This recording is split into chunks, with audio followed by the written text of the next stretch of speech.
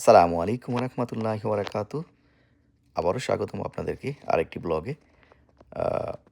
Travelling new York to Michigan, দ্বিতীয় দিনের একেবারে বিকালবেলায়, নিউ ইয়ার্স ইভ।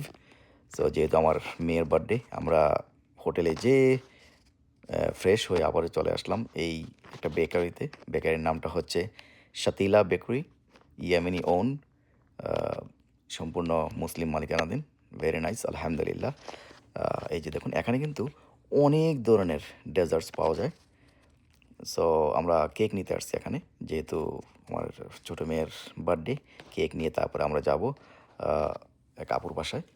সো এই যে দেখুন, ও অনেক অপশন ছিল কিন্তু এখানে, অনেক ধরনের কেক।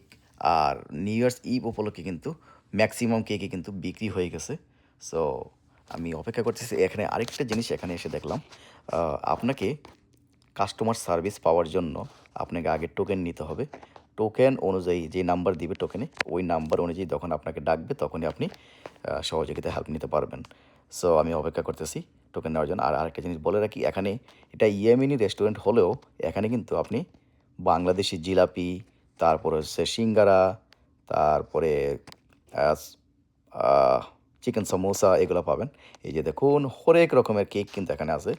এই যে ফ্রুট কেক, তারপর হচ্ছে চিজ কেক, পিস্তাচিও কেক।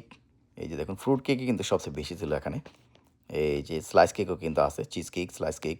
এই যে pistachios, it's really really nice, so yummy, look at this, delicious.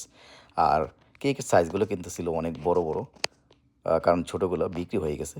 তারপরে আরও অন্যান্য ধরনের ছোটো ছোটো কাপ কেক আছে, স্লাইস কেক আছে।